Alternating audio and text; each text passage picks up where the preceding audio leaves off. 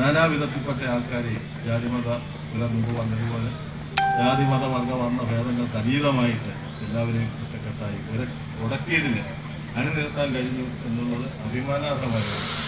നമ്മുടെ തങ്ങളുടെ അച്ഛനൊക്കെ ഉണ്ടായിരുന്ന കാലത്ത് എല്ലാ വിഭാഗത്തിൽപ്പെട്ട ആൾക്കാർ വൈകുന്നേരം സംഘടിച്ച് നാടിൻ്റെ വികസനത്തിന് വേണ്ടിയിട്ടുള്ള കാര്യങ്ങൾ ചർച്ച ചെയ്യുകയും അതനുസരിച്ച് മുന്നോട്ട് പോവുകയൊക്കെ ചെയ്ത സാഹചര്യങ്ങൾ എല്ലാവരും ഒന്നിച്ച് നിന്ന് പ്രവർത്തിച്ചതുകൊണ്ട് നമുക്ക് ആരമാനൊരു ഒറ്റപ്പെട്ട ഗ്രാമമാണ്.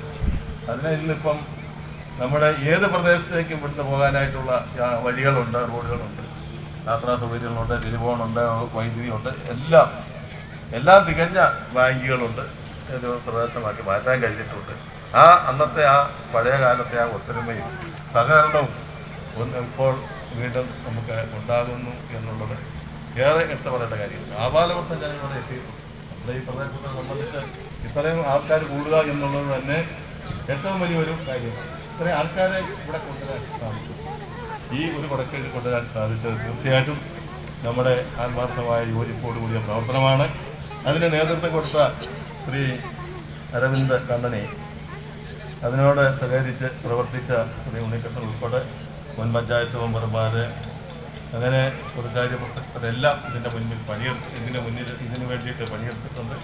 അവരെ എല്ലാം പ്രത്യേകമായി അനുമോദിക്കാനും അഭിനന്ദിക്കുവാനും ഈ അവസരം വിനിയോഗിച്ചുകൊണ്ട് നിങ്ങളുടെ എല്ലാവരുടെ അനുവാദത്തോടുകൂടി മന്ത്രിയെ കാത്ത് കുറേ ആൾക്കാർ ഇവിടെ വന്നിട്ടുണ്ട്. അദ്ദേഹത്തിന് ഒത്തിരി പ്രോഗ്രാം വന്നു ചേർന്നതുകൊണ്ട് ജനപ്രതിനിധികളെ സംബന്ധിച്ച് മന്ത്രിമാരെയൊക്കെ സംബന്ധിച്ച് ഒത്തിരി പ്രോഗ്രാമുകൾ പെട്ടെന്ന് കടന്നു. അപ്പോൾ ചില പ്രോഗ്രാമൊക്കെ ക്യാൻസലാക്കേണ്ടി വരും. അതുകൊണ്ട് ഈ ഒരു സമയത്ത് അദ്ദേഹം ഇവിടെ എത്തിച്ചേരും എന്ന് പ്രതീക്ഷിക്കുകയാണ്. എല്ലാവർക്കും അറിയാവുന്ന ആളാണ് മന്ത്രി. അദ്ദേഹത്തിന് ഇതിലൊക്കെ 2-3 വകുപ്പ് അദ്ദേഹം കൈകാര്യം ചെയ്യുന്നുണ്ട്. ദേവസ്വം സഹകരണ തുറമുഖ വകുപ്പിൻ്റെ മന്ത്രിയാണ്. ഈ മന്ത്രിസഭയിലെ പ്രധാനപ്പെട്ട ഒരു വ്യക്തി എന്നുള്ളത് അദ്ദേഹത്തിൻ്റെ ഒരു അസൗകര്യം വന്നപ്പോൾ നമ്മളത് മനസ്സിലാക്കാനായിട്ടുള്ളൊരു മനോഭാവം നമുക്ക് ഉണ്ടാകണം. എല്ലാവരും സഹകരിച്ച് ഇനിയിപ്പം ഗാനമേളയുണ്ട്, ഭക്ഷണം എല്ലാം ക്രമീകരിച്ചിട്ടുണ്ട്.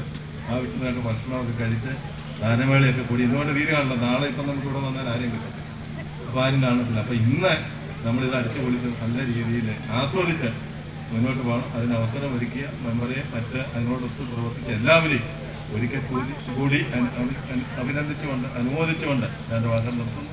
ഈ യോഗം ഔപചാരിക നിങ്ങളുടെ എല്ലാ അനുവാദത്തോടുകൂടി ഉദ്ഘാടനം ചെയ്തതായിട്ട് പ്രഖ്യാപിക്കുന്നു. നമസ്കാരം ചെയ്യുന്നു.